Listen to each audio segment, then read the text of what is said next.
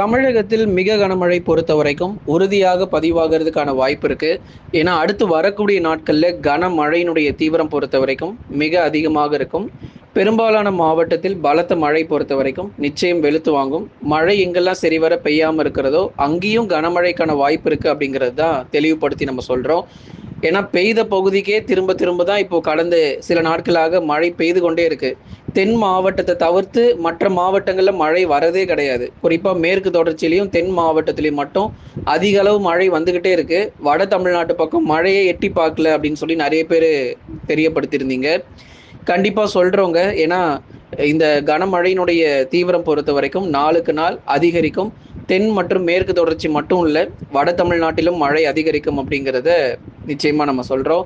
நீங்கள் மறக்காமல் ஒரு லைக் பண்ணுங்கள், சப்ஸ்கிரைப் பண்ணி சப்போர்ட் பண்ணுங்கள். துல்லியமான வானிலை இருக்கையும் பெற்றுக்கொள்ளுங்கள். தமிழகத்தில் நாளுக்கு நாள் மழையினுடைய தீவிரமும் அதிகரிக்க ஆரம்பிச்சிருக்கு. இப்போதான் சொன்னோம் தென் மாவட்டங்கள் மேற்கு தொடர்ச்சி அப்படின்னு. இங்கே மட்டும் இல்லைங்க, நேற்றைய தினங்களில் டெல்டா மாவட்டங்கள், வட தமிழக கடலோர மாவட்டத்தில் கூட மழை வந்திருக்கு. கடலூர் மாவட்டத்தில் ஒரு சில பகுதிகளில் கனமழையும், திருவள்ளூர் மாவட்டத்தில் ஒரு சில பகுதிகளில் பரவலான மழை பொழிவு, அப்புறம் உள் மாவட்டங்கள் எடுத்துக்கிட்டிங்கன்னா திருவண்ணாமலையில் சில இடத்துல மிதமான மழை பொழிவுன்னு அங்கே பகுதி பகுதியாக ஒதுக்கி பதிவாயிருக்கு. இது அப்படியே இனி வரும் நாட்களில் தீவிரமடைந்து மாவட்டம் முழுவதுமாக கனமழை பெய்யும் அப்படிங்கிற தகவலை தான் உங்களுக்கு நம்ம தெளிவுபடுத்தி சொல்கிறோம். பெரும்பாலான மாவட்டத்தில் மழையினுடைய தீவிரம் அதிகரிக்கக்கூடும். இந்த மே முதல் வாரத்தில் மழை பொழிவு எப்படி இருக்கும் அப்படின்னா, உள் மாவட்டங்கள், தென் மாவட்டங்கள் மற்றும் மேற்கு தொடர்ச்சியில் மிக கனமழைக்கான வாய்ப்பும் சாதகமான சூழ்நிலையும் அதிகமாக இருக்கிறது. ஒரு அக்னி நட்சத்திர காலகட்டங்கள் விரைவில் தொடங்க போகுது. அக்னி நட்சத்திரம் அப்படின்னு சொன்னால் அந்த வெயிலுடைய உச்சகட்டமாக இருக்கக்கூடிய அந்த சூழ்நிலை காலகட்டங்களுக்கு முன்னாடியே ஒரு மழை பொழிவை பார்த்ததுக்கு அப்புறம் தான் அந்த வெயிலுடைய தாக்கத்தை நம்ம பார்க்க போகிறோம். அப்படி இருக்கும்போது இந்த மே முதல் வாரங்களில் ஒரு நல்ல மழை பொழிவு தமிழ்நாட்டில் நிறைய இடத்துல பதிவாகிய பிறகு வெப்பநிலை பொறுத்த வரைக்கும் மிக கடுமையாக இருக்கும். இதில் என்ன ஒரு சம்பவம்னா, வங்கக்கடல் பகுதிகளில் குறைந்த தாழ்வு பகுதிகள் உருவாகிறதுக்கான வாய்ப்பு அதிகம். அது புயல் சின்னமாக கூட மாறலாம். அப்படிப்பட்ட ஒரு சூழ்நிலையும் வங்கக்கடல் பகுதிகளில் ஏற்பட போகுது. அடுத்து வரக்கூடிய மே மாதங்களில் புயல் சின்னங்களை நம்ம பார்க்க போகிறோம். பார்க்க தான் முடியும், ஆனால் தமிழ்நாட்டிற்கு வருமானு கேட்டால் கண்டிப்பாக கிடையாது. ஏன்னா இது வடகிழக்கு பருவமழை கிடையாது, தென்மேற்கு பருவமழை அப்படிங்கிறத கொஞ்சம் ஞாபகம் வச்சுக்கோங்க. இந்த புயல் சின்னங்கள் வங்கக்கடலில் உருவானாலும் நேரடியாக தமிழகத்தில் கரை கடக்க வாய்ப்பு இருக்காது. பெரும்பாலும் ஒரிசா, மேற்கு வங்கம் மற்றும் மியான்மர் உள்ளிட்ட பகுதிகளுக்கே இது பெரும்பாலும் நோக்கி நகர்வதற்கான வாய்ப்பு இருக்கும். நேரடியாக தமிழ்நாட்டில் கரை கடக்காது.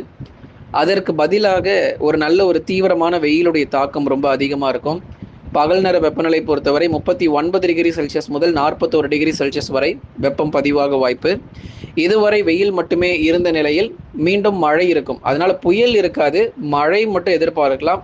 ஆனால் பார்க்கறதுக்கு ஒரு புயல் வந்தது போலவே இருக்கும். மாலை மற்றும் இரவு நேரங்களில் பலத்த சூறாவளி காற்றுடன் கூடிய கனமழையானது நிறைய இடங்களில் பதிவாகும். காற்று இருக்கும், மழையும் இருக்கும். ஆனால் அது ஒரு புயல் காற்று கிடையாது, புயல் சின்னங்கள் கிடையாது. அது கோடை காலங்களில் நமக்கு இயல்பாக எப்பொழுதுமே அந்த காற்றுடன் கூடிய மழை பொழிவு அப்படிங்கிறது வெப்பசலன இடி மழைன்னு சொல்லி நிறைய இருக்கும். மே மாதத்தில் இதோட சேர்த்து நம்ம குறிப்பாக அந்த ஆலங்கட்டி மழையை நம்ம பார்க்க போகிறோம். மே மாதத்தில் நிறைய ஆலங்கட்டி மழை இந்த வேலூர் மாவட்டத்தில், கிருஷ்ணகிரி மாவட்டத்தில், தருமபுரி போன்ற இடங்கள்லாம் ஆலங்கட்டி மழைக்கான வாய்ப்பு அடுத்து வரும் மே மாதத்தில் அதிகமாக இருக்குது. ஏன்னா இந்த கர்நாடகா மற்றும் கேரள பகுதிகளில் கொஞ்சம் கொஞ்சமாக நமக்கு மழை தீவிரம் அதிகரிக்க ஆரம்பிச்சிருக்கு. இன்னும் நமக்கு படிப்படியாக மேலும் உயரும். இன்னும் பருவமழை இன்னும் தீவிரம் ஆகலை, இன்னும் பருவமழை இன்னும் தொடங்கலை. பருவமழைலாம் தொடங்கிருச்சுன்னா மகாராஷ்டிரா, கர்நாடகா மற்றும் கேரளாவில் மழை தீவிரமாகும் போது ஆந்திரா மற்றும் தமிழ்நாட்டிலும் பரவலான மழை பொழிவு நிச்சயமாக கிடைக்கும். அதில் எந்த மாற்று கருத்துமே கிடையாது. மே முதல் வாரத்தில் தமிழகத்தில் அநேக மாவட்டங்களில் நிச்சயமாக கனமழையானது தொடர்ந்து இருக்கும். வேலூர், திருப்பத்தூர், ராணிப்பேட்டை, திருவண்ணாமலை, சேலம், நாமக்கல், கரூர், கிருஷ்ணகிரி, தருமபுரி, சென்னை, திருவள்ளூர், காஞ்சிபுரம், செங்கல்பட்டு, விழுப்புரம், கடலூர், புதுச்சேரி மற்றும் காரைக்கால், கள்ளக்குறிச்சி இங்கே எல்லாமே நமக்கு மழை வாய்ப்பு இருக்குது.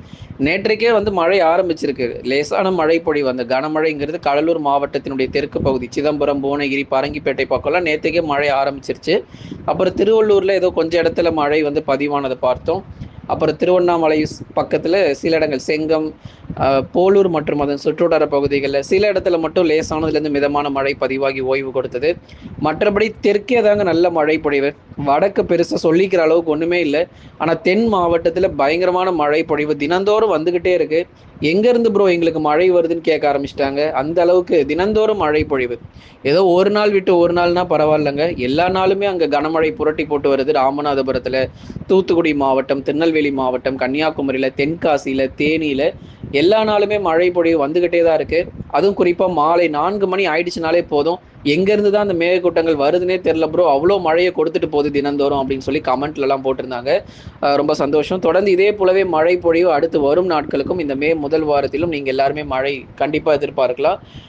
எந்த மாற்றமும் இல்லை. உங்களுக்கு வந்து மேற்கு தொடர்ச்சி வழக்கம் போல தினந்தோறும் மழை பொழிவு இருக்க தான் செய்யும். தென் மாவட்டங்கள் இந்த மதுரையிலிருந்து கன்னியாகுமரி வரைக்கும், மதுரை, திண்டுக்கல், விருதுநகர், சிவகங்கை, ராமநாதபுரம், தூத்துக்குடி, திருநெல்வேலி, கன்னியாகுமரியில் என்னதான் பகல் நேரங்களில் சில சமயங்களில் வெயில் அப்படியே கொஞ்சம் அதிகமாக இருக்கிறது போல இருந்தாலும் மாலை நேரங்களில் சற்றென்று மழை பொழிவும் அங்கே பதிவாகிறதுனால பெரிதளவில் அந்த வெயிலுடைய தாக்கம் தெரிஞ்சுக்கிறது இல்லை. ஆனால் இதுவே நீங்கள் வேலூர் பக்கம் வந்தீங்கன்னா, வேலூரில் மழையே இல்லாமல் வெயில் மட்டும் கொளுத்திக்கிட்டு இருக்கிறதுனால அங்கே சாதாரணமாக 38 டிகிரி செல்சியஸ் அடித்தாலுமே வெயில் ஏதோ 40, 50 டிகிரி செல்சியஸ் அடித்த மாதிரி இருக்குது. அந்த அளவுக்கு அனல் காற்று ரொம்ப அதிகமாக இருக்குது. கவலைப்படாதீங்க, நிச்சயம் நமக்கு மழை பொழிவுகள் உள் மாவட்டத்திலும் இனி வரும் நாட்களில் நிச்சயம் வந்து சேரும்.